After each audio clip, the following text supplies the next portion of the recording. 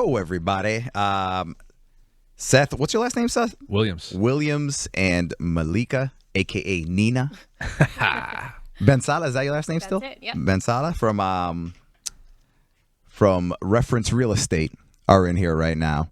I heard you have a very interesting story, Seth, as far as I like to think so. how you got, because, well, I like to highlight people and who have a passion for what they do. Yeah. And I feel like a lot of people who I meet who are in real estate have a passion for what they're always looking for, like the next deal and stuff like that. Definitely a deal junkie. Yeah. Yeah. So how did you start out doing it? Actually, how did you start out just in general? How did you grow up? Yeah. So I grew up in Lynn, and I live over in Winthrop now. But I, went off to engineering school, which I didn't want to do. Got kicked out of engineering school, which I think I wanted to do. I'm not really sure, but that's a story for maybe a different time. No. That's a story for now. Okay, cool. So wait, so you went to your parents? Yeah. So my parents made me go to engineering school. Yeah. So I naturally looked up, what's the highest paying engineering job? Yeah. And electrical engineering sounds good. This sounds like it'll be so much fun. So I went up to UMass Lowell for a couple years. Slowly modified my curriculum without telling my parents. And took on more business classes. I always wanted to run a business, right? I love business. So the whole time I'm in engineering school, I'm slowly modifying this curriculum. And, I don't know if anyone has taken engineering classes, but they're very math-oriented, as you can imagine. So there's this class called statics, which is not statistics. And it's all about, like, analyzing trusses and moments and force, and it's, like, super brainy. Yeah. And I hated it. And so after that, I had to go to Calc 3, which I also hated. You're analyzing all this math stuff. It's just like, how is this ever going to be? I hate this stuff. And then I would go to Accounting 101, which I subbed in. And it was like 2,000 people in a room versus the 20 people engineering, class. It's like, hey, if you have $1,000 and you owe Ramiro $100, how much money do you really have? I'm like, well, it sounds like I only have $900 maybe. And everyone's like, they can't figure it out. They're like, well, I still have $1,000 because I didn't spend it. I'm like, this is ridiculous. I'm never coming to this class again. So I paid this kid down the hall in beer to go to all my accounting classes, which I thought was very ingenious at the time. That's very business oriented, right there. And then I started playing poker a lot. So I would go to the casino, play poker. We'd run poker rings at school and play a lot of cards, make a ton of money, which was fun. Yeah. And this kid was taking all my classes, which was awesome. We'll leave his name anonymous for the sake, because I think he actually graduated. And I had an A all the way through the final, and then you're killing it. I like never thought like anyone's gonna catch me, and they're like, "Hey, you need to show your ID at the final to check in." So this kid's like, "Hey, dude, you can't take this final." I go, "Oh, this isn't gonna be good. I don't know anything about accounting." So, long story short, they caught me, and they said, "Hey, you can't come back." So the whole time, I actually got a part-time job at Best Buy because I had some friends working there. It was like early 2000s, and they're like, hey, we pay good. You're a salesman. Come on. So I started working there, and by the time I got kicked out of school, they gave me a manager job, which was cool. So I actually spent 16 years at Best Buy. Really? And kind of climbed the ranks up here in the Northeast. I ended up running all of Boston, eventually moving to run sales in New York and Connecticut. And the whole time I started reading books on real estate. Yeah.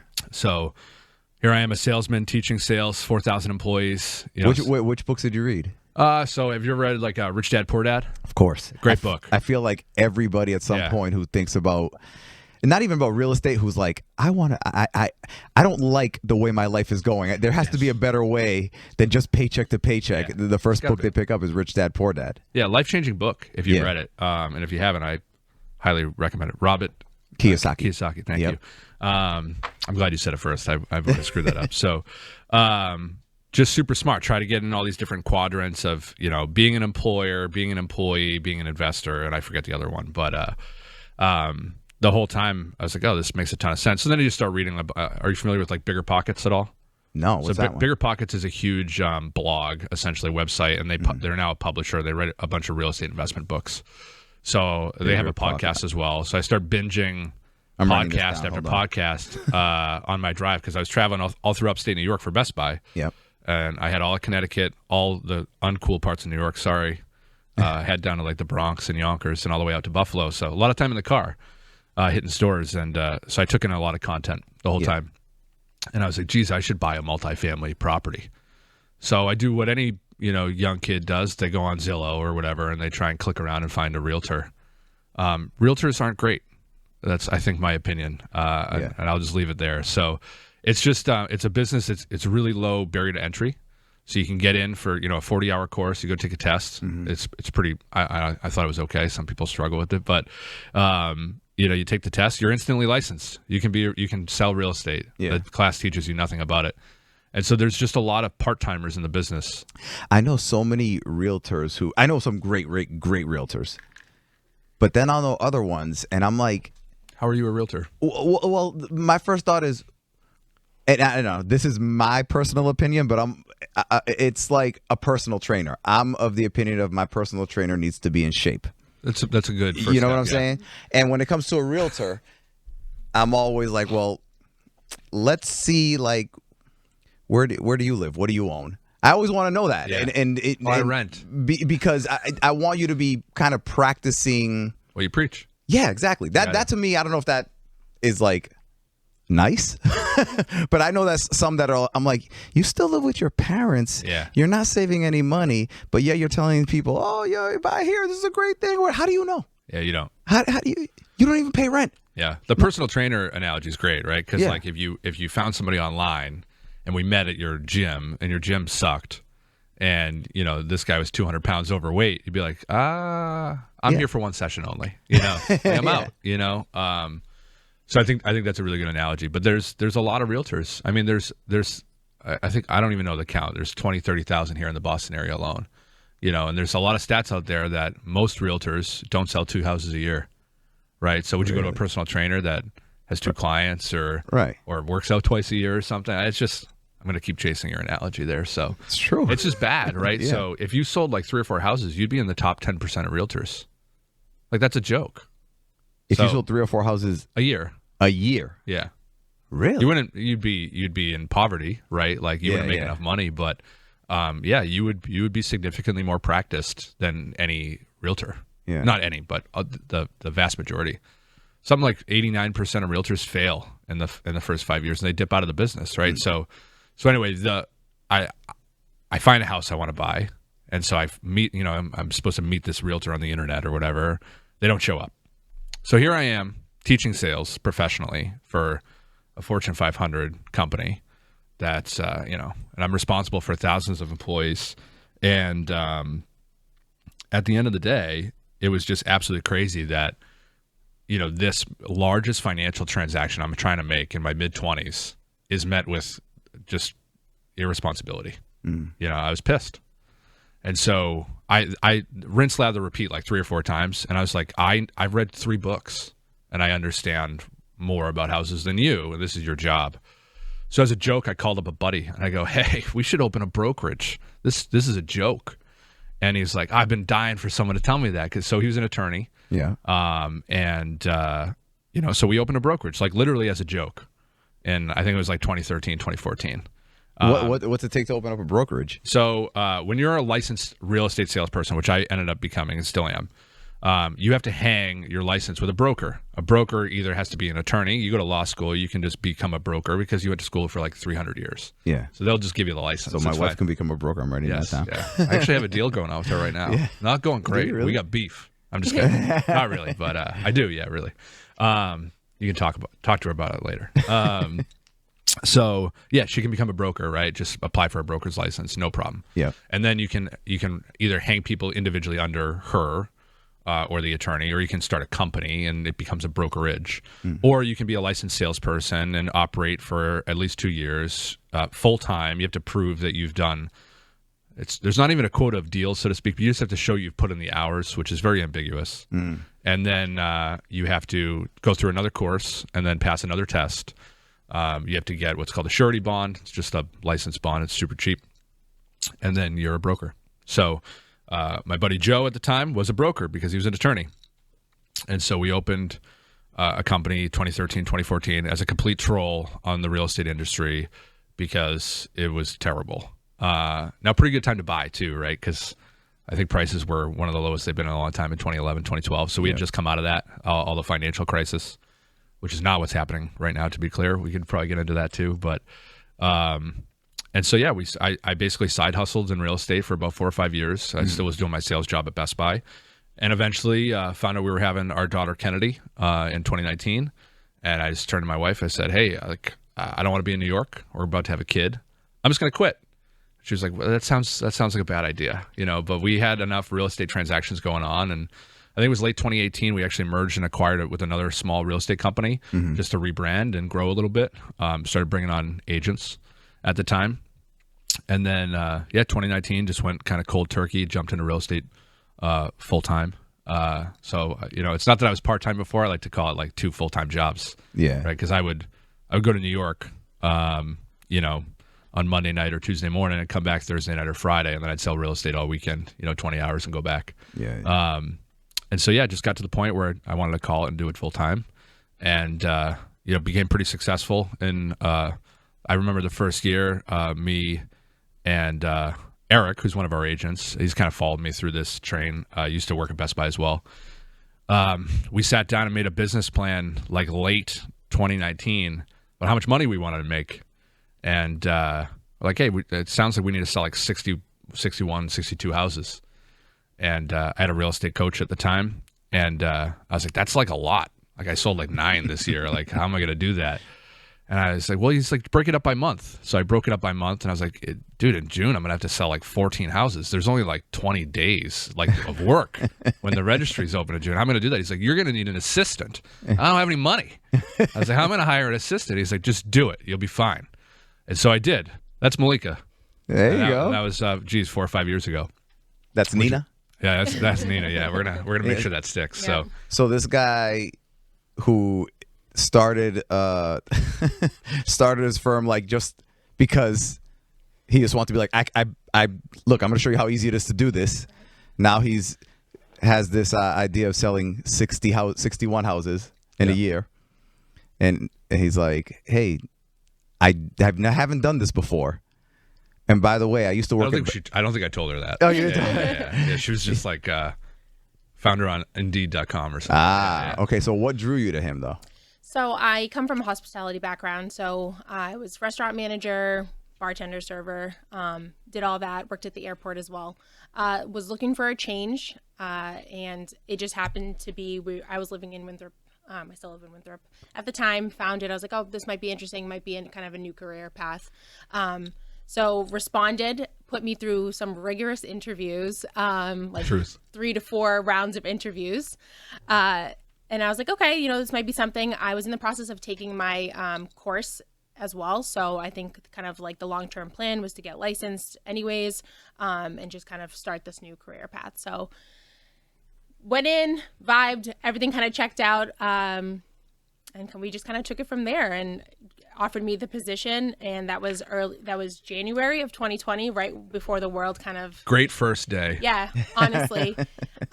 So the first couple of weeks was pretty hectic with obviously the start of the pandemic and everything shutting down. But that's really when real estate kind of spiked, especially because of the interest rates. So had to learn very quickly. Luckily, Seth had a lot of things in place as far as like the systems, and had a very, he knew what the plan was. So it was kind of easy for me to step in and assist him where I could. So when you're obviously helping people buy and sell houses and stuff like that, are you also looking for deals for yourself? Yeah, absolutely. Yeah. All the time. All the time? Like all the time. So my goal since 2014 is to buy 1 property a year. Okay. I've pulled that off every year other than last year when I sold a property. But and I've already bought one this year as well. So is it all local, the properties you buy? Yeah. So our office, we have 2 offices. One's in Lynn and one's in East Boston. The original one's in East Boston.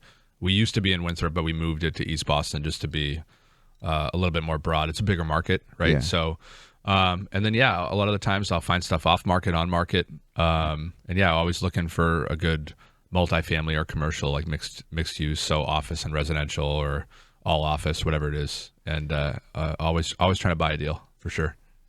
Explain to people why, because I just kind of started buying a couple of houses and stuff like that. Where at? In the past, I have 2 houses down the Cape. Awesome. Actually, Airbnb? Yeah, Airbnb. Nice. And I don't have any I used to, years ago, I bought a 2-family. And when I bought it, it's funny. So the first house I ever bought in my life, I bought it because I started investing in stocks, but I had no idea what I was doing. Sure, yeah. So You do it yourself? well, no. So I went to my mother goes, well, I know a guy, Yeah. you know, he can help you out. So I go to this guy, and this was when the .com stuff was happening. Yeah. So I went to him and I was You like, sound so old. I mean, dude, It's like when the internet came out. Yeah, no, I mean, that's like what, early Yeah, 2000s, yeah. you know? I was like 23, Roadrunner? 24 or something Yeah. like that. So I go to this guy and I was like, so what website are we going to put the money in? And he was like, no, you don't do that. He's like, he actually was ahead of his time. He said, everyone right now is doing the website stuff. You never know. That could be one and done or whatever. He goes, you want to get the people that provide, the servers that provide for these websites. And I was like, all right, cool. Shoot. So who does that? And he said, well, the number one is Microsoft. Yep. And I said, so we're going to buy Microsoft? And he goes, no. Because Microsoft was selling at like an insanely high price at the time. He said, you want the number two company. It's this company called Oracle. He said, they're number two, but they're growing. They're affordable right now. So I forget. I mean, I only had like $5,000 or something ridiculous like that. That's all it takes sometimes. Well, I did. So I invested in Oracle. And so now I start reading the money sections of the newspaper. And Oracle, when I tell you that Oracle was in 2 to 3 times a week, all for positive news, I was like, this is so easy. Yeah. So then I'm looking, and the price is going up, and then one day I look, and the price was like halfway what it was, and I looked, and I said, what the fuck? So I called the guy up. I said, hey, what happened with Oracle? It's like half as much, and he said, that's a good thing. It's split. So he explained to me how nice. the stock's splitting and stuff. So it's ended up splitting like 3 times in the span of less than a year. I still don't understand splits, but you just get more stocks and make more money. All I know is that I took that money and I had a down payment to buy my first house that I lived in. Yeah. So now I'm living in that house and I'm reading, the Rich Dad, Poor Dad, all that stuff. Yeah. And I'm like, okay, so I got to buy like a 2-family somewhere. Ended up getting, at the time I signed a contract at the station I was at, I signed a contract, I re-signed my contract, and they gave me a signing bonus. And I was like, word, I got some money here. Went out, bought a 2-family, making money from that. I ended up having to sell that when I moved to where I live now because we just needed the money from the 2-family and the one I was selling. By the way, I'll tell you the story one of these days of that selling 2 houses, buying one, and one of my sellers on the day of signing almost died.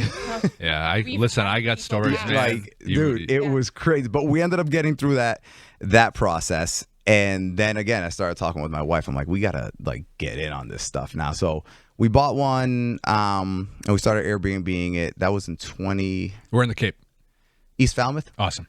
Yeah, both of them actually in East Falmouth. And one of them, the first one we bought is like a house. It's not even like a Cape house. It's like a house. Yeah. And then the second one we bought is more like the what you think of like a Cape house, like close to the beach, outdoor shower, all that stuff. So anyway, now I'm starting to get into that mindset because that's how they call it. What do they call it? Passive income or whatever. And and I still a lot of work. There's no way to make money without putting any work into it. That's like fiction. That's fiction. Yeah, that's fiction. Yeah. But there are ways to do things where you don't put in a tremendous amount of work For sure. all the time and money starts growing. And real estate is one of them. So how do you recommend people who want to get into it, but right now they don't financially listen, it's hard, right? So first off, what I would recommend to anybody who is either renting right now and has great income or is thinking about buying and maybe they don't have a family yet, young couples, single people, whatever. Even if you have a small family, suck it up and buy a multifamily. You got to do it, right? So I grew up in a multifamily, so it was just kind of how I was raised, and we ended up living in the whole house eventually, right? It didn't matter, but it's okay to not buy your dream house on day one, right? Like we're all drunk on HGTV and everything's got to be beautiful and floral tile and whatever, right? Get over it. It's too much money and you're going to be house poor, right? It's hard to buy right now. Interest rates, trending around 7%. Which is kind of crazy. My interest rate's sub 3. It's anybody who has those old. Yeah, we're all in mortgage jail right now, right? So that's again a whole other story. But suck it up and buy a multifamily, right? Yeah. Ideally, a 3 or a 4 unit because the bank will always let you go down in unit count. They won't let you go up, right? Because then they're going to call you an investor. But as an owner-occupied buyer, you can get in with 3 to 5% down, right? So you're talking, sure, okay, we're in the city. Maybe a 3-family costs $1 million. We're talking about 30 to 50 grand. Okay, so hopefully you have 401k savings, you get a signing bonus, you have annual bonus, you do a little bit of savings, and you with some practice can easily get in to buy a multifamily property. Okay, now people say, "Oh, I can't qualify for $1 million house." Well, the bank will let you use the other units that you're not living in as additional income, right? So let's just say for easy math, it's $10,000 in rent for this whole 3-family. The bank will let you use 75% of those rents, so $7,500, and ultimately not the one you're living in, right? Yeah. To use towards additional income to help qualify for more financing. So said differently, So you can like write that down in the beginning when you're 100%. asking for the loan. You could be like, all right, I'm going to be making this much. the bank will underwrite you and say, okay, you make $100,000 or whatever. Well, you also have these 2 other units that are going to bring in $5,000, $6,000. Rents are high, right? Yeah. So the other 2 units, they'll let you use that additional income, and they buffer it, so they only take 75% of it, and they'll let you use that towards your monthly income. So that helps what's called your debt-to-income ratio. So said differently, maybe you're pre-approved to buy a $600,000 single family or a condo. You can probably buy an $800,000 2-family. You could probably buy a $1 million 3-family, or maybe like a $1.2 million 4-family. Yeah. Listen, just suck it up. You're renting your own apartment, and it's probably cheaper than rent, right? So even if you're still paying out of pocket $1,000, $1,500, $2,000, you get to pick the building, right? You get to realize a lot of tax benefits from writing off interest and whatnot. You capitalize on appreciation, which right now around Boston, 6, 7, 8% every year, give or take, right? This is huge. And the average net worth of a renter versus a homeowner it's 10x higher for a homeowner, right? So to answer your question, like, just suck it up and get into the multifamily game. 2 families are okay. It's better than a single family. Yeah. But you're going to still be paying a pretty sizable mortgage just because there's not enough rental income to come up with it, right? And then your only step after that is buying a single family or a condo. Very rarely can you get into another 2-family. And so my advice is always try and start high and step down, because you could do that every year and end up with a few properties, right? So first property I bought was a 3-family. I actually sold it pretty quickly, about a year and a half later. Bought another 3-family, and we just lived in it essentially for free, because the other 2 rents at the time covered our whole mortgage. I mean, imagine if you could live rent-free or mortgage-free. Geez, how much more savings would you have? Right? So very quickly, we saved enough money, and we were supposed to get married. I go, hey, what if we bought this? I remember I was like brushing my teeth, and I was like, my wife's going to kill me, and I was like, hey, found this deal. What do you think? And so we bought that property too. That was another 3-family. And so just every year we've tried to snowball and buy something else. And obviously the market's gone up over 10 years, so you can start borrowing equity and using it to leverage to buy other stuff. But if you never get started, or you just keep paying rent, or you buy the dream house, like, good luck. Paycheck to paycheck is the game. Right. I think that's a big thing. A lot of people, they're afraid to take action, especially for the first jump, because they think just humans are wired to always think worst case scenario. There's no doubt. So you never think like, oh, when this works. You're always like, what if nobody wants to rent from me? What if all of a sudden people stop needing houses? People are never going to know.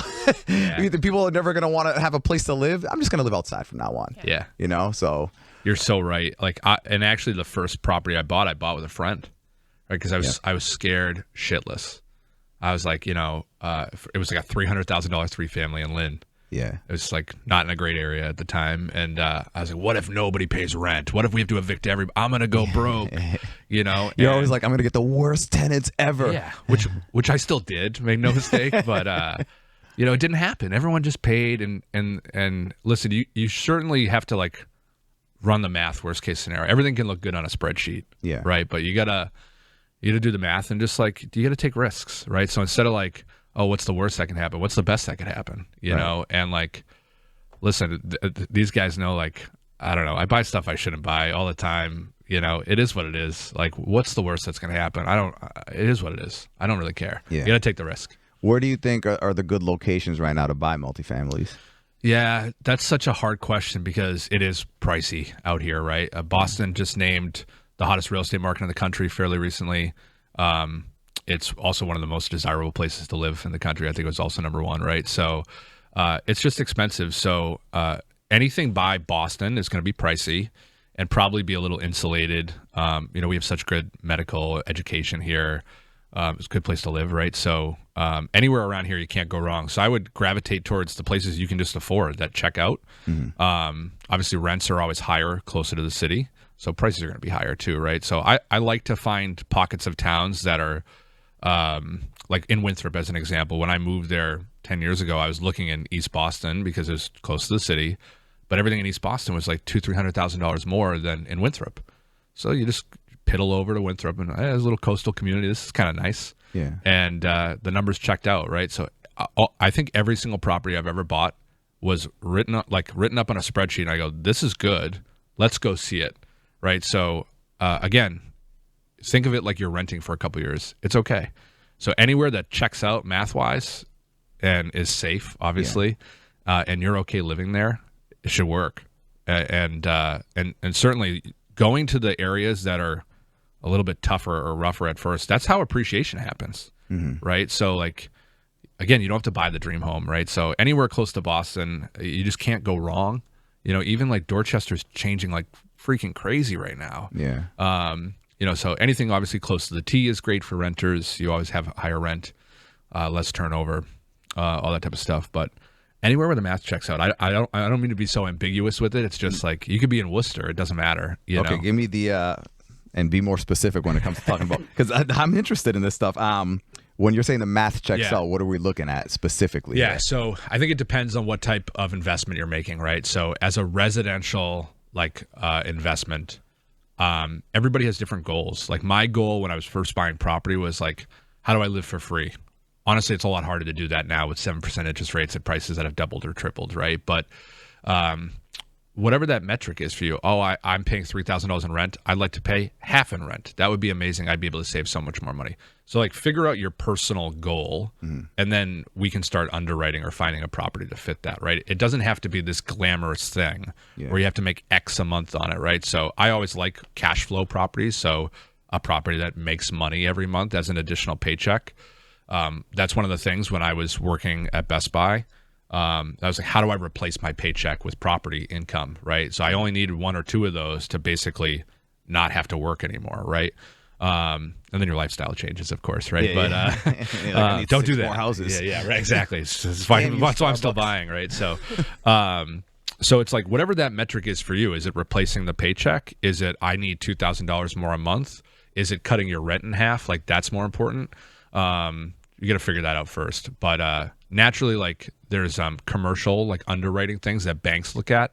Like now the properties that I buy, if a bank would finance it, and there's all these different Excel charts you can use, but there's two real things that you should look at. One's called debt service coverage ratio. Are you familiar?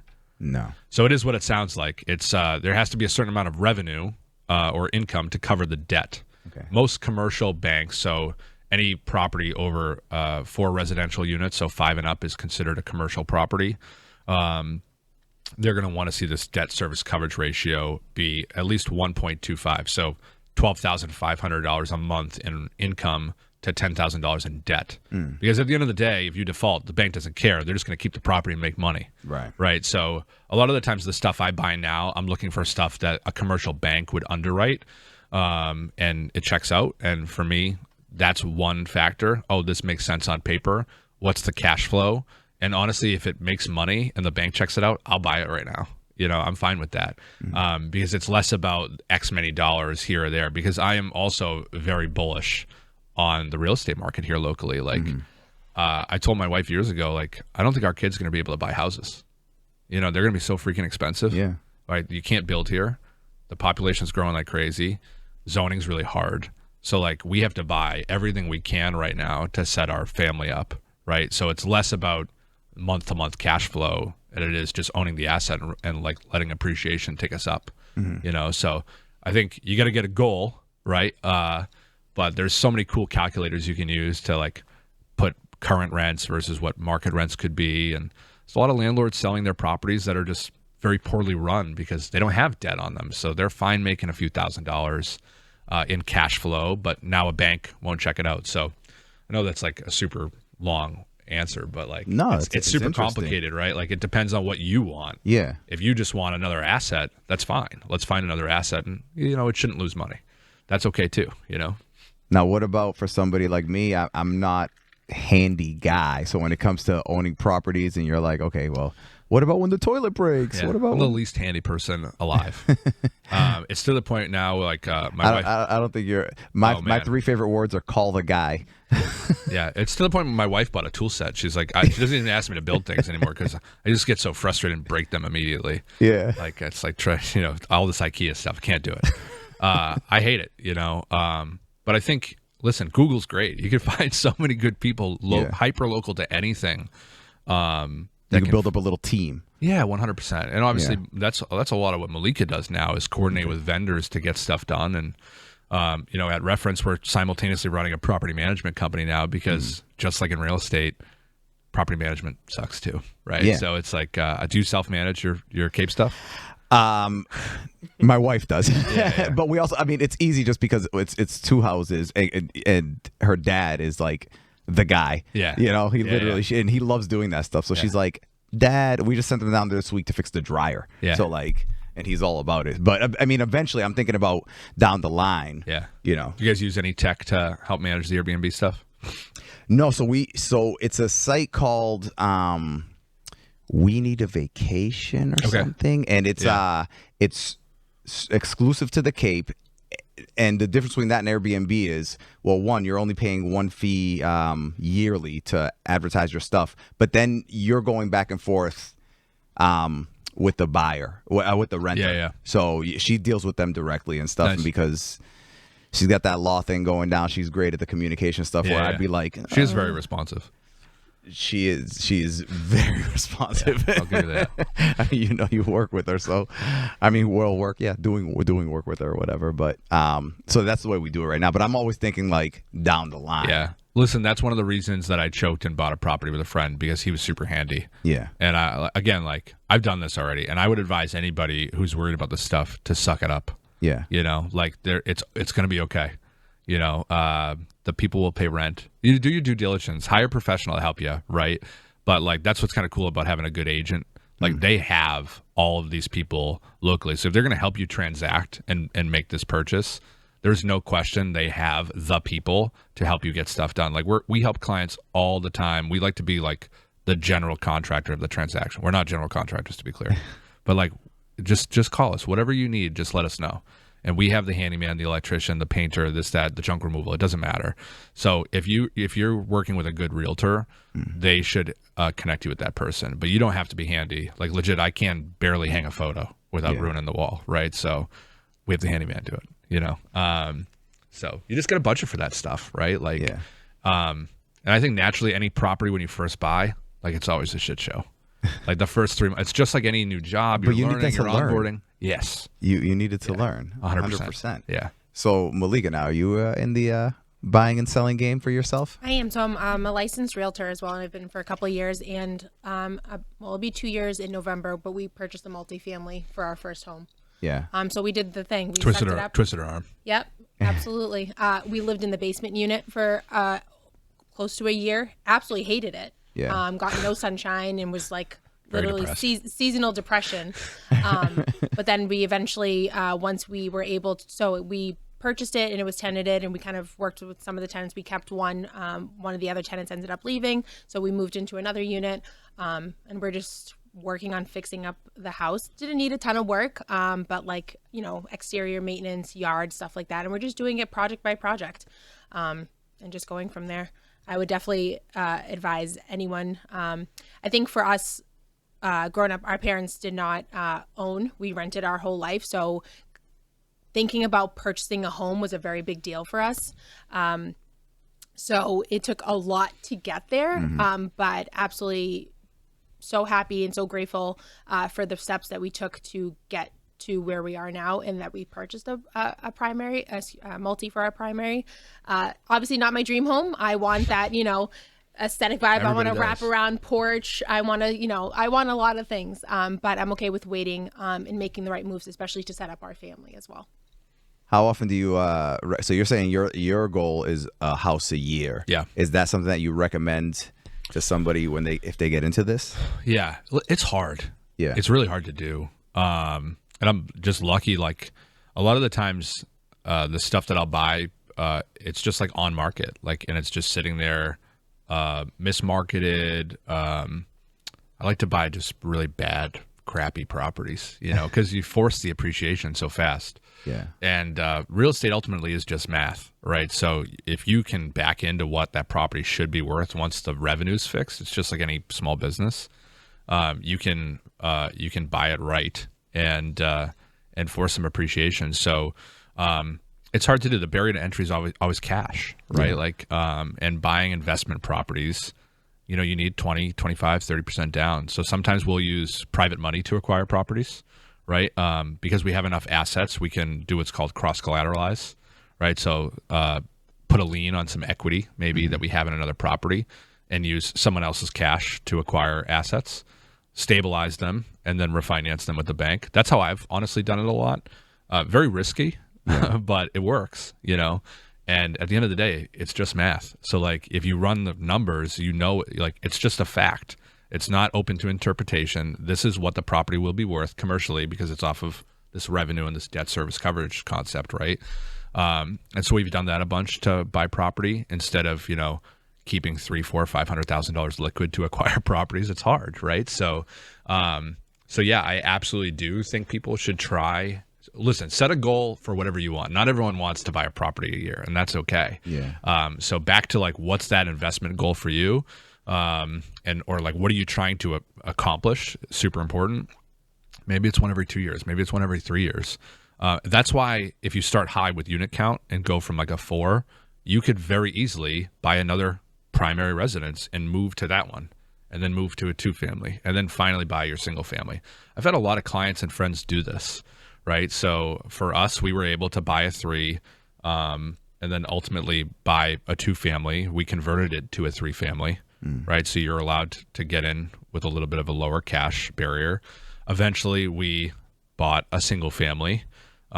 We kind of did some live-in work to the single family, ultimately sold that for a lot more money, bought another single family, had some additional cash, bought another multifamily. Right. So and then some of the stuff that we bought is just for the company, right? So we were paying $6,000-$7,000 in rent in this warehouse in East Boston, and the market started to turn a couple years ago, and I'm just geez, this is kind of a lot in rent, And there was a building around the corner from where our office was that we drove by all the time. It went up for sale, and I was whatever, I'll go look at it. And same thing, it was kind of just mismarketed, a vacant property, so it had no revenue. Yeah. So it's worth less. And so we're whatever, I guess we'll buy this. It's cheaper than renting for the business, right? So we ended up buying that, and that's a 3-unit commercial building in East Boston, right? So it's kind of just a lot of unique stuff that's kind of popped up. But whatever the goal is for you, you gotta decide. You know what I mean? I think it's important, especially for first-time home buyers, to have a savvy realtor that has made these transactions for themselves, for other clients. Most first-time home buyers don't know half of this stuff. Yeah. They're okay, I know I don't want to rent anymore. I want to have a home. I don't know what that looks like. Maybe their goal is to become an investor or have, other properties.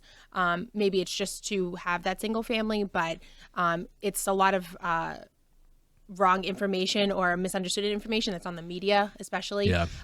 So having a savvy realtor is super important to be able to translate some of this stuff for first-time home buyers. And don't be afraid to ask questions, because I think a lot of times people are afraid to ask questions. What's the next big thing? Because for a while, everybody was saying to buy almost strip malls. They were saying buy that. But now it feels like that's not a wise investment, because a lot of brick and mortar places are going out of business. They're going straight online. It's they're almost converting. I don't know. I'm sure there's a term for it, but where there's a giant residential unit, and then at the bottom of that residential unit, they have a grocery store, and they have a coffee shop and stuff like that. That seems to be the thing that people are doing now, developing at least. Yeah. I think that's what, whether you call that mixed use or just I think that's kind of just a good community idea, right? So I think what's important around this topic is parking, right? People, there's a lot of developments that don't happen because people want parking. there's a lot of research out there that when you give people parking, they just get more cars. Like, think about it. If there was no parking where you lived, would you still live there? Would you use public transit? Like, I don't know what, I don't know what you would do, but if the driveway can put 5 cars in it, maybe you end up with more cars than you should, right? So it's really cool to see a lot of the newer developments eliminate parking, and it allows for exactly what you're talking about, that community-based, like, is it a gym, is it a coffee shop, or something that the residents in the building can use, and it lets these small businesses thrive in a good area. But yeah, strip malls are weird right now. Like, it's even like, I tell this story a lot about Best Buy, right? It's like, working there for 16 years, diehard customer too, right? Like, it's cool. There's always tech. You're always buying something there. And like, after I stopped working there, like, like Ring products, like the floodlights and the cameras and everything. So my wife wanted me to get a couple like Ring floodlights for the house. And she's like, oh, when are you going to get those? I was like, oh, I'll go to Best Buy in a couple days, whatever. And she's like, hey, Alexa, add 2 Ring floodlights to the cart, right? And they came the next day. They're cheaper. It's just like, yeah, why was I going there, right? Yeah. It's like this nostalgia of shopping, right? I think a lot of those will get turned over into new developments, right? But they're also hard because zoning doesn't really permit some of those turnovers, right? So, every town's a little different. But yeah, I think those shops are going to struggle. And I don't know if I'd recommend buying one right now. I mean, depends on the location and what it is, right? But like, there's actually one in Winthrop that was pretty derelict, and it's been turned over really well. But it's also like the only strip mall in town, so like that's pretty insulated, right? I feel like up here there's a lot, right? So Moody Street's filled with them, right? So I don't know. It's not for me personally. Commercial real estate's a little scary right now. There's just a lot of vacancy. I'm sure you've read some of it like that. I think that's the unknown about the real estate market residentially right now. Right. Is if commercial goes into turmoil, it could hurt the market, stock market, and real estate market, I think. But most of that's because of financing, right? Because when you have rates that are 2-3%, and commercial rates adjust essentially a lot. So they're usually fixed for 5 years, and then they start changing. So when you buy a property in 2019 and it's 3% or 4%, and then in 2024 it goes to market, it's like, oh, now this doesn't make any money. Yeah. Right. And then you can't sell it because it can't cover its debt. Right. So like, it instantly loses value essentially. So there's a lot of sideways commercial sales already in Boston. So with that, strip malls, I don't know. No. It's a little scary right now. Why are houses getting more expensive when the interest rates are getting higher? Isn't that supposed to be the thing? Like, one goes up, the other one goes down, vice versa? Yeah, yes and no. I mean, geez, how much time is left? I could talk about this for a long time. You can talk for as long as you want. It's beautiful. Here's the deal. Interest rates definitely affect demand. There's no question about it. So they're 7%-ish right now, and they're ebbing and flowing a lot. Every point they go down, about 5 million buyers nationally will return to the real estate market to buy. Okay, that's a lot. Right now in Massachusetts, I think there's like 5,300 homes for sale. Okay, that's not a lot. I don't know what the population is in Massachusetts. I think it's like 6 or 7 million people. So when you think about that, like, that's not enough housing. Okay, like, at all. And where can you build right now? Like, we're not Florida. We're not Texas. The only place you can build now is on top of something else, literally, which you can't because zoning. Like, they literally won't let you do that. It's ridiculous. It's so restrictive. So we have a housing crisis where there's not enough housing available. We have millennials who are the biggest home buying pool right now, who have more cash than ever, generational wealth transfers, or they're making more money than ever. They've job hopped more than ever. Kudos to them, right? And making more money as they move along. Their credit is insane. It's super good. I mean, the credit of an average home buyer right now is like 780. The down payment is it's up to like 13 or 14%. People have money. Everyone's buying in cash. There's 33% of residential transactions in the Boston area are cash, which is insane. It's insane. Yeah. Like, it's we have a client right now who just sent us proof of funds, like millions in the bank, and they're looking for deals. They're looking to buy houses still, right? So, so knowing that that's happening, it's just supply and demand. There's just not enough stuff on the market. And at the end of the day, when housing gets more expensive for purchase, you know what else gets more expensive? rent. Rent is freaking high, right? It's really high. So, I mean, some of these apartments, $3, $4, $5, $6 a month. So you can still buy, and it's still pretty expensive. But I think the average home buyer right now doesn't care as much as like I do. I wouldn't buy my own house today at a 7% interest rate. It would cost me double. Yeah. So, by the way, that's part of the equation too, because that's one less home that would hit the market when I want to upsize, right? So, demand is still really strong. It's actually starting to soften a little bit right now, because inventory is like 30 or 40% higher than it was in 2020, which was actually kind of high at the start of the pandemic. But it's just still not enough. We used to have, 12, 15,000 homes on the market in Massachusetts at all times. Like for the last 3 years, it's been literally 2,000 to 3,000.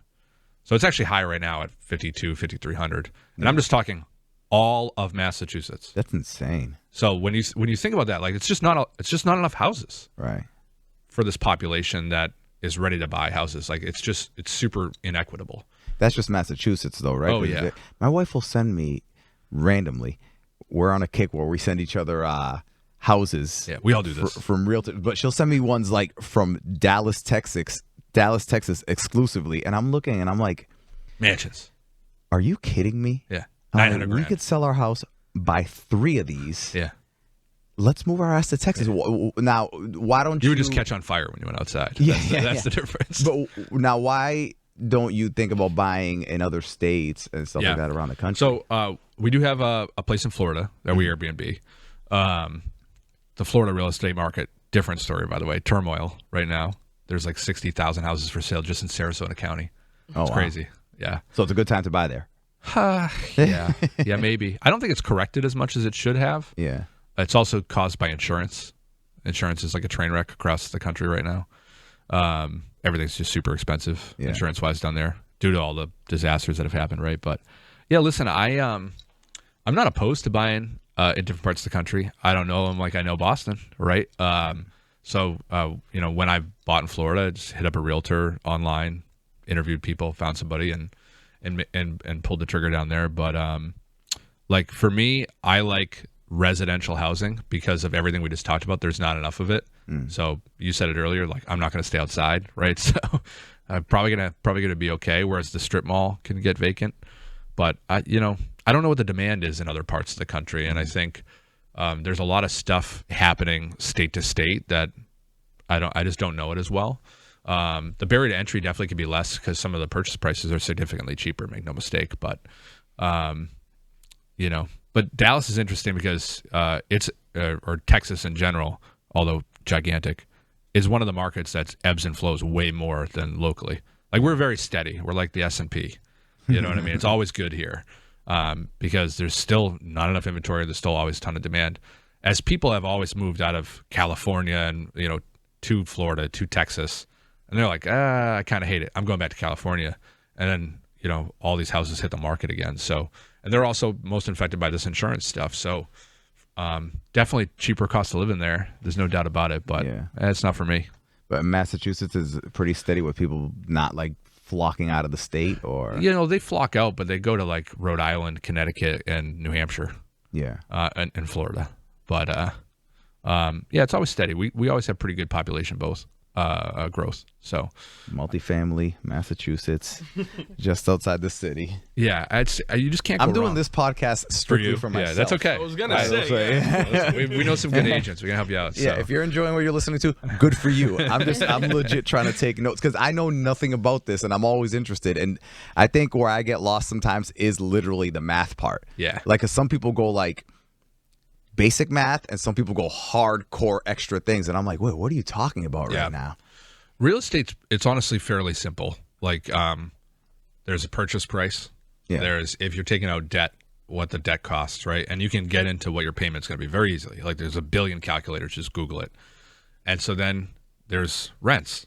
The rents are revenue, right? So as long as the revenue covers the expenses, right? It's really that simple. That's where my math ends, though. Some people go into extra numbers after that, and I'm like, what? Listen, there's an obnoxious amount of math that I'll be super honest with you. Like I hit up like Nick, and I'm like, Nick, what does this mean? He's like, are you serious? You don't know this? Like, shut up, Nick. Like, I don't care. What's the revenue like? That's really all that matters. And if you can swing it in a downturn, knowing that there's a highly unlikely chance that people are all going to not pay you. Like the bank takes 5% of revenue as a vacancy cost. That's the bank. Don't you think the bank knows more than me? So if it's good for them, it's good for me. Yeah. And they take 5% as like maintenance costs and 5% as reserves, or they make you take 5% for property management, even though you can self-manage it. So like, that's what they're saying. Yeah. And if they do that, it's worse for me. So they're doing the extra math. Yeah. And so that's the debt service coverage ratio thing. Yeah.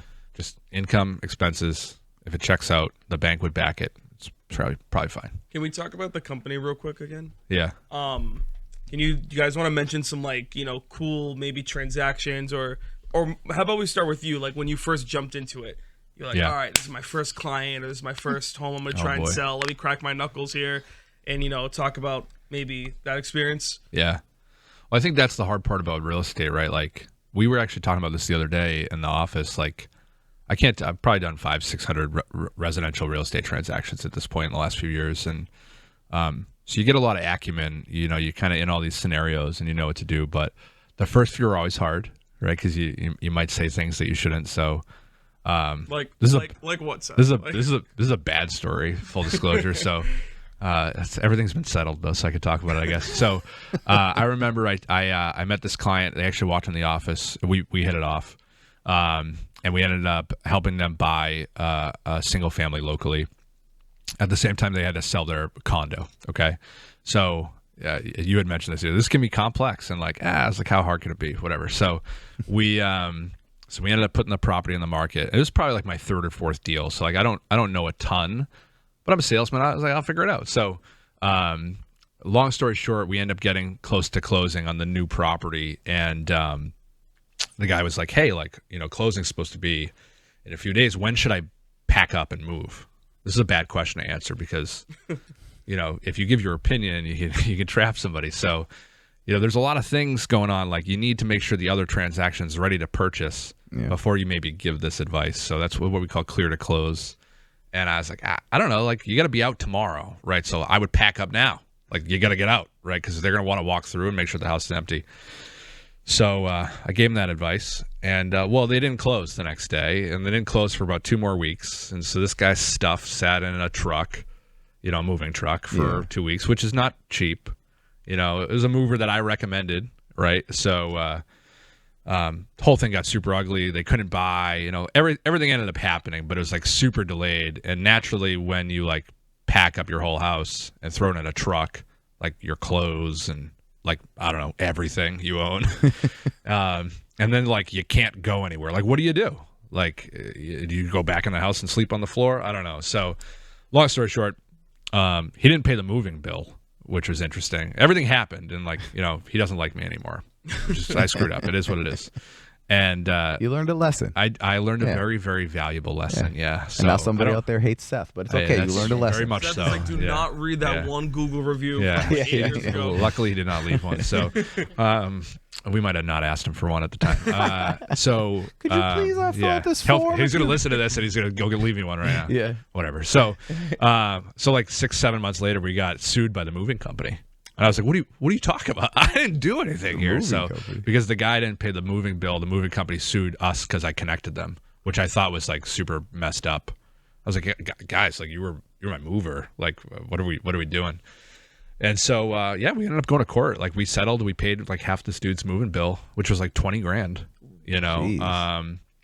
So don't tell people to move when you don't have all the intel. So that was one of the first deals I did. It stuck with me. I remember I was still working at Best Buy at the time, so I'm in upstate New York somewhere in a parking lot outside of a store. I'm shouldn't be doing this right now. Getting yelled at.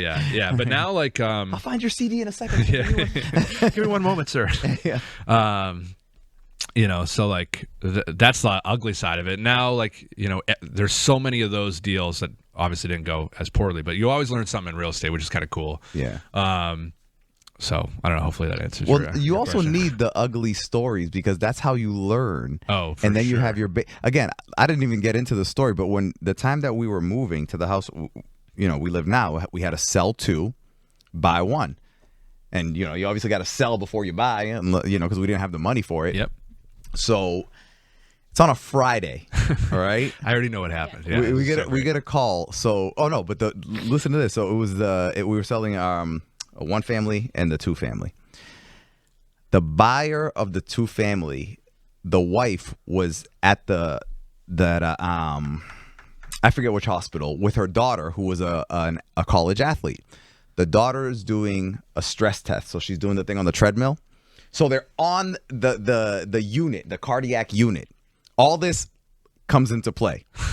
The daughter's doing the stress test. While she's doing that, the mother just drops. Jeez. Heart attack. Wow. As a doctor was walking by, sees it, goes over, helps her out. Wow. Brings her, they're attending to her.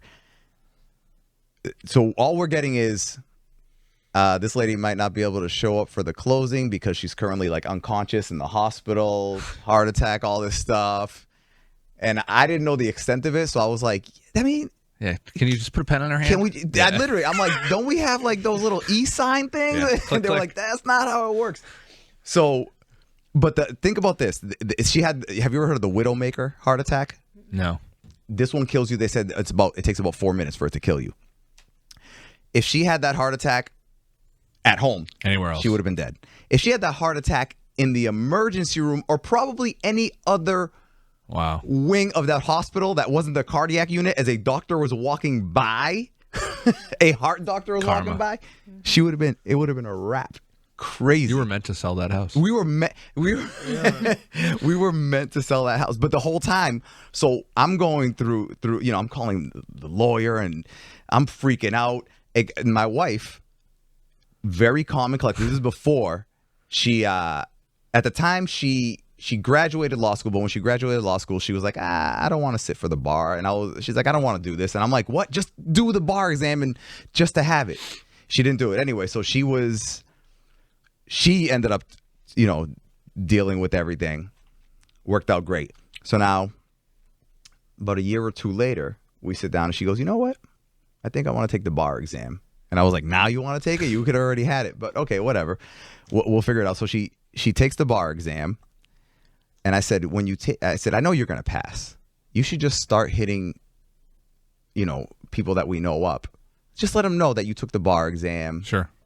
Just so they'll know. Somebody might know something, or they might know somebody who whatever. So we end up calling the attorney who was on the deal of heart attack lady, and he, my wife sends him an email, and he sent her one back, and he said, call me tomorrow. She called him up, and he said, I haven't even met you in person. He wasn't there for the closing or anything. He goes, I haven't even met you in person, but just from dealing with you, having conversations over the phone and email, the way you dealt with the situation when you guys were selling that house, come in here tomorrow. You can start doing everything that doesn't involve being a lawyer. And when you get your results, we'll make you an attorney. And that's where she's been working ever since. Oh, really? Freaking That's a cool story. Everything happens for a reason. That woman almost died for a reason. So now your wife has a job. Yeah, thank you, ma'am. And thank you to the doctor who saved her life and all that good stuff. Anyway, that's wild. I'm curious too. Like, either of you can answer this. What are some 2 or 3 things? I'm a first-time home buyer. Yeah. I don't know what the hell I'm doing. I'm driving to go get a coffee in Eastie, and I drive by your spot. What are some things I should have prepared or should know? Walk in, or can I just walk into you guys completely blind? Just walk in. He said. Yeah. Seriously. So listen, when I was a first-time home buyer, I literally didn't know what to do. Mm-hmm. So I think I Googled enough stuff, and I ended up just calling my local bank to get pre-approved. This could sometimes work out for you. I don't advise, advertise to do that, but listen, that's what we're here for. We work 100% on commission, right? So our I don't want to say our advice is free, but we get paid when you buy.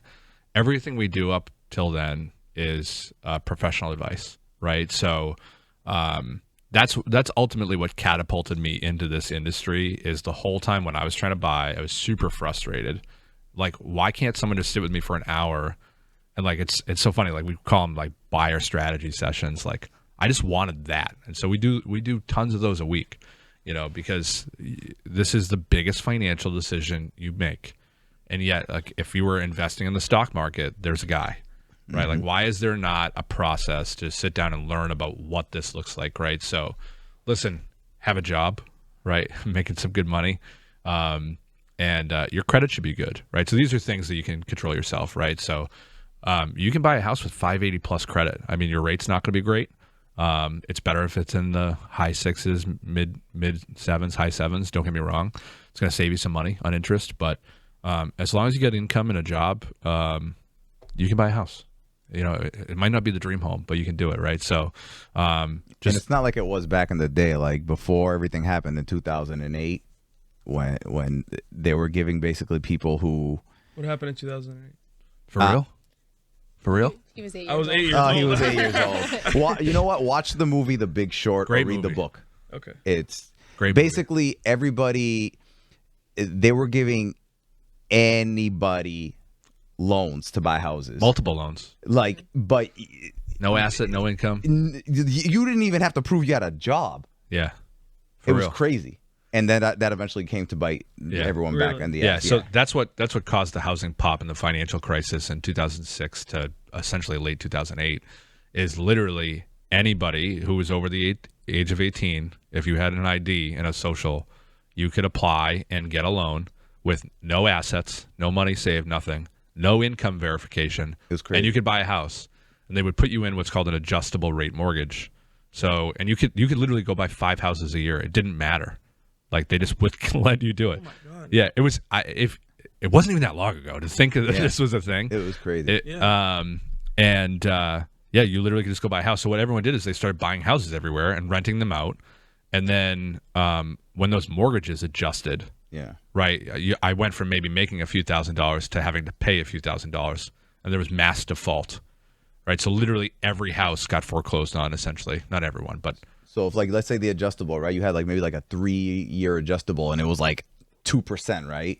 After those 3 years, depending on what the interest rate was, if it was like 6% or whatever, now you gotta, like you said, you go from making some money to being like, oh crap, I gotta pay now. Yeah, And just a no lot one of could people afford it. had a ton. I remember I had a friend who, I forget what, he didn't have a great job. And he did, and I remember he told me about how he bought this house, and I said, "Oh, cool." And then he showed me pictures of it, and I was like, How'd you go? "How did you afford this house?" And he was like, "They just gave me a loan." And I'm like, "All right, good for you." Dude, he lost that house. He had the house for about 2 years. Did. Yeah, crazy. and so then all of the houses hit the market, and now with literally, I just imagine going up the street and like 15 houses are for sale. Like now prices crash big time. And so prices ran up so much for 8 years, and then they just popped, and everything went to like pennies on the dollar. Watch the movie. The movie's great. The book's There was great. dudes that bet against the stock market. Yeah, Made millions. Billions. Millions. It's Michael crazy. Berry. Yeah. The Big Short. Yeah. What else do I want to ask you guys? So okay, so now I think a lot of people get intimidated. Like, you know, you said just walk in and ask, but the big thing that, you know, somebody might hear that, you know, you said it's controllable. It really is. It's like you gotta get your finances kind of in order. So For sure. you might hear something that you don't like. You might hear like, hey, listen, you're kind of wasting a lot of money on nonsense. You got to start saving a little more and stuff. And that's something that's hard to hear, because at the end of the day, that's something where no one's picking you up and helping you out. It's like you got to figure it out on your own. Yeah. And listen, we'll help people do that, right? Have you ever read the book Profit First? I have not. Yeah. Good quick read. Okay. Spoiler alert. It's about profit first, right? So, you know, I think every small business or every person in general, you get paid, right? This is like some rich dad, poor dad stuff, right? You get paid, and like then you got to pay all your bills, right? The first thing you should do is force savings, force profit if you're a company. So whatever that is, you got to just save a chunk of it. Yeah. Because if it's in your bank account, you will spend it. Fact. Do you have like a percentage Doesn't matter. recommendation? Whatever you can, you know. I think most people could save significantly more money than they think. If we all think about what we've done in our lives, in our career, Yeah. like I just remember, you know, you get a huge promotion in your salary, 1.5x's. Well, what do? You all of a sudden you need a new car. You need one. You just need one. Got to go get it. You got to. Yeah, that's what everybody does, Yeah. right? Don't do that. Right. Like, you know, if you, I posted a quote on Instagram the other day. It's like, just remember 10 years ago you would kill to be where you are today. You know what I mean? Yeah. And like that kind of cuts a little, right? So, now all of us have way more expensive cars, whatever it is. Like, it's just dumb. Your lifestyle changes. So the reality is what you should do is save it, right? So I think it's whatever you can.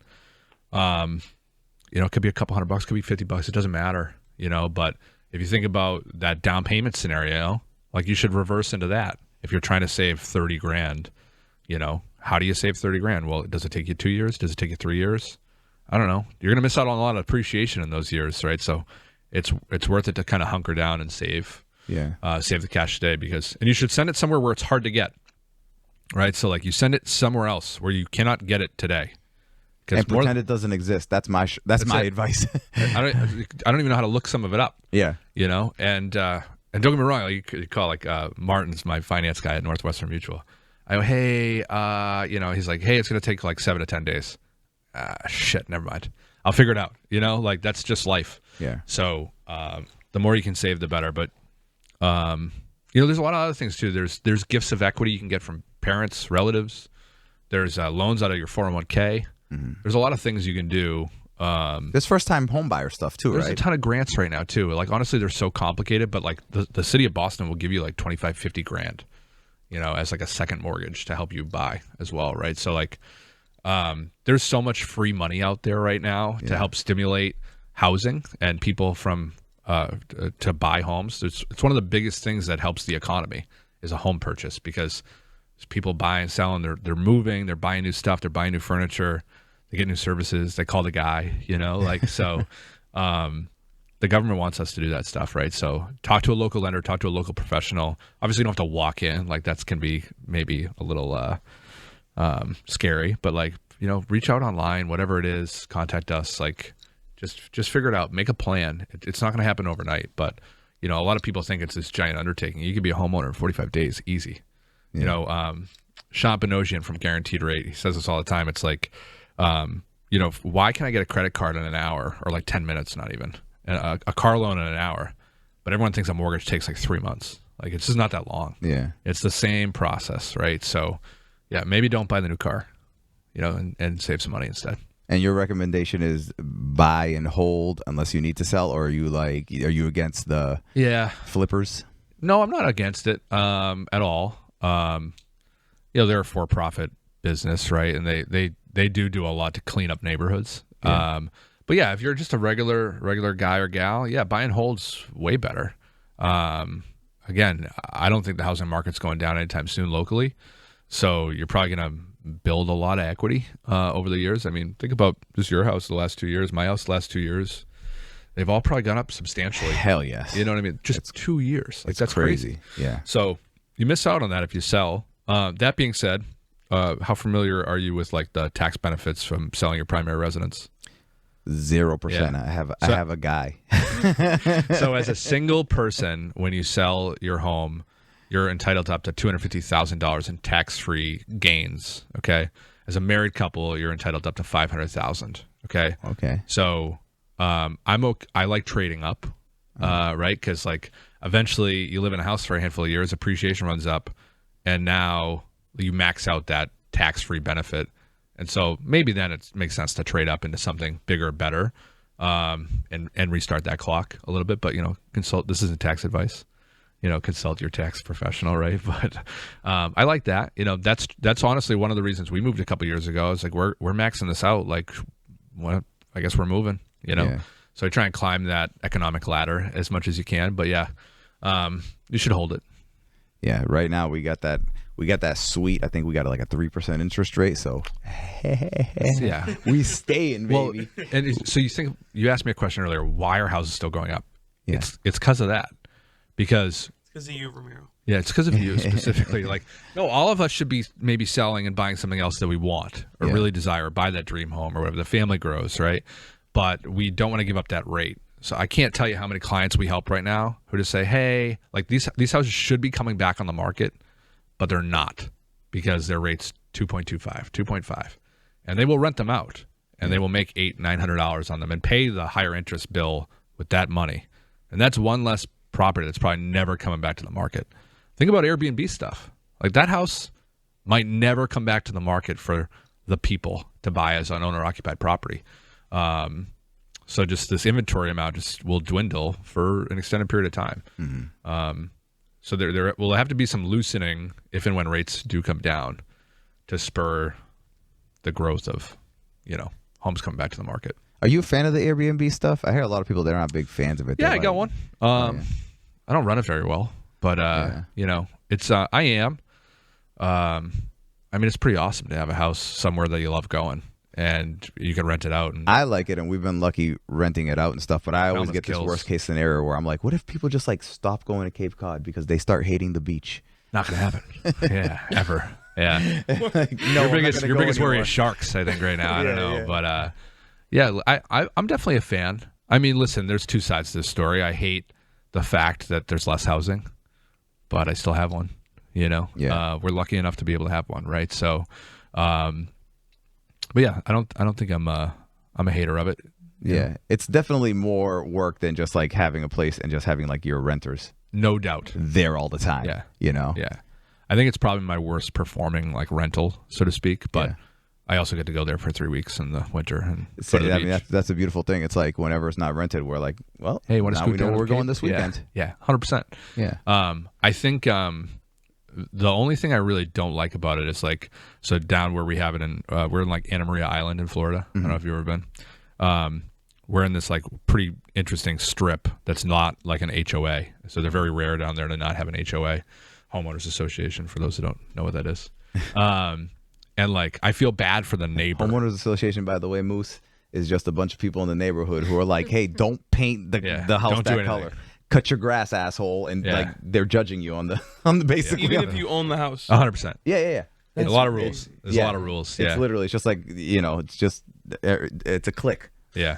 You have to pay into it. You have to pay for them to yell at you. Yeah. That's great. So like, we're lucky because where we bought is not an HOA, so we can Airbnb. If it was, they wouldn't let us. Yeah. Right. But like, that doesn't, the guy it was his house for 30 years who lives next door to me has to deal with me running an Airbnb. Like that, as a homeowner, I don't love. Yeah. Because like, think about where you live. If all of a sudden your neighbor was an Airbnb, like, this sucks. Like, who are these people? They're throwing parties all the time. Their family's here, being loud, like, yuck. Yeah. So like, that's the part I don't like about it, but it's not my house, I guess. So it's okay. Yeah. I know that's tough, right? And that's why I guess like the local regulations are nice to have. I think there's a lot more coming town by town preventing that stuff. So, and it's not helpful for the housing market, for profit housing, so. Oh, great. Yeah. I'm a detriment. Well, but we're also providing housing for other people. Yeah. If somebody wants to rent it long term, feel free. Yeah. So Falmouth is crazy, man. Falmouth is nice, and it's good because it's like you get into Cape Cod and it's like right there, as opposed to like sometimes you get into Cape Cod and you still got to drive like another 90 minutes to 2 hours to get to no thanks wherever you're going. So okay, Bigger Pockets. I'm gonna check out that podcast. Profit First. What else do you recommend people read or listen to? Yeah, good question. The Bigger Pockets podcast is always great because there's just all they do is interview investors. So there's a lot of really cool tips and tricks that I've learned on there and I put into play to be able to acquire property. So I like that. There is like so many episodes. It's probably like overwhelming. There's a couple podcasts I like. One's called The Hot Sheet. It's put out by Broke Agent Media.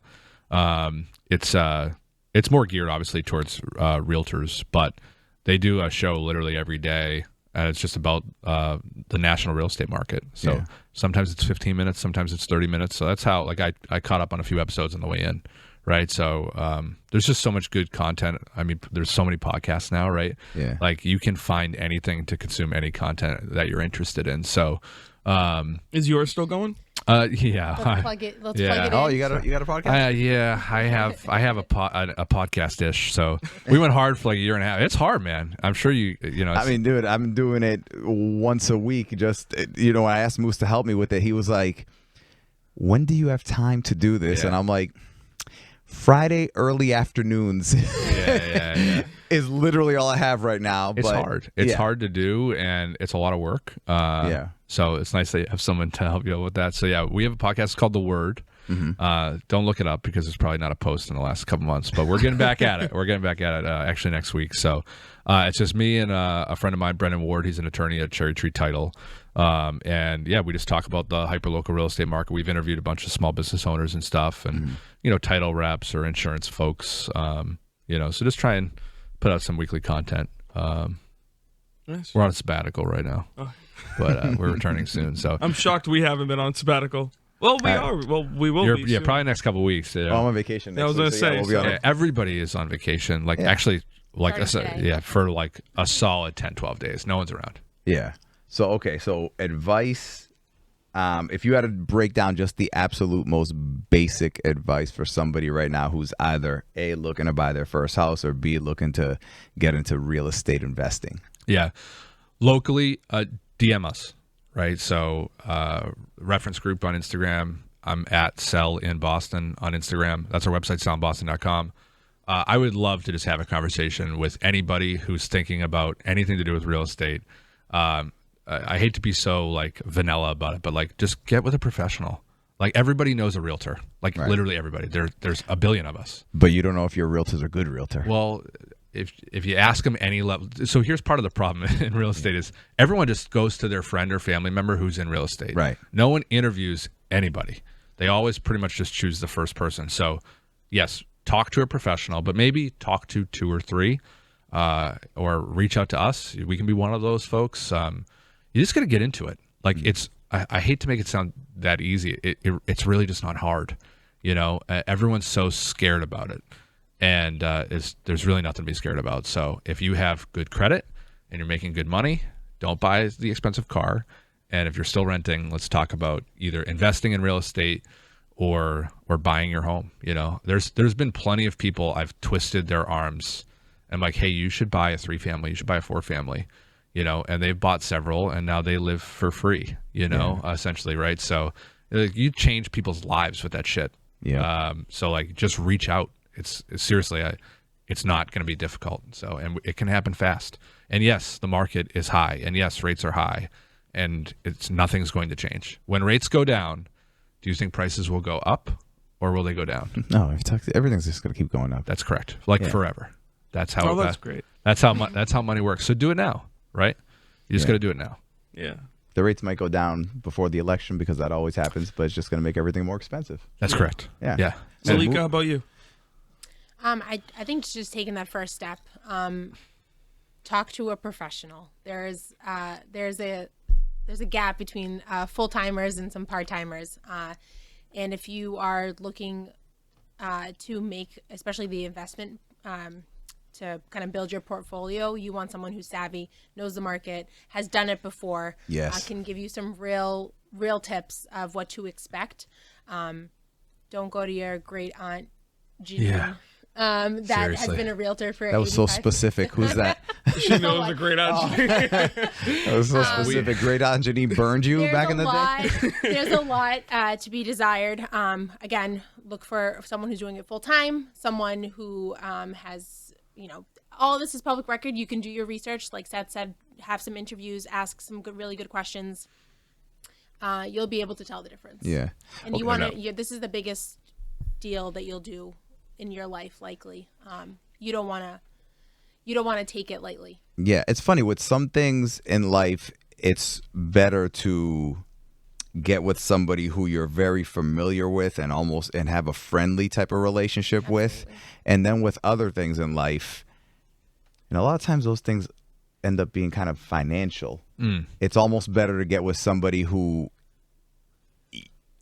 doesn't have that relationship with you because they're not afraid to tell you. They don't care if they hurt your feelings. They're just kind of spitting facts at you.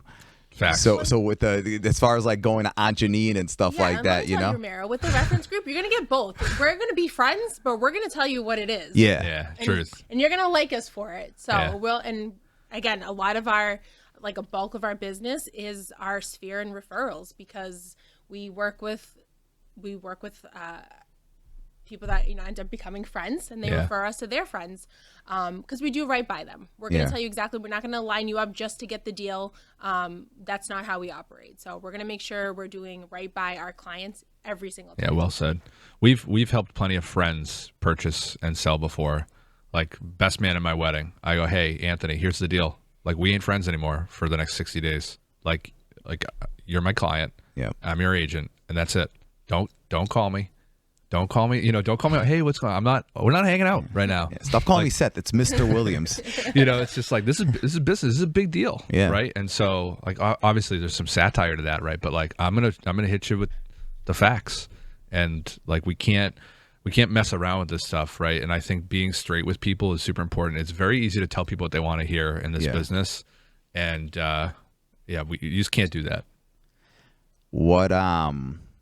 What's the number now? I remember you said 61 was your goal that time. Yeah, we did it. We did it that year. You did the by the way. 61. Yeah, we ended up doing. What do you average as far as sales a month? A month's tough because it's very cyclical. Yeah. I think we have 74 closed and pending this year already, which is pretty cool.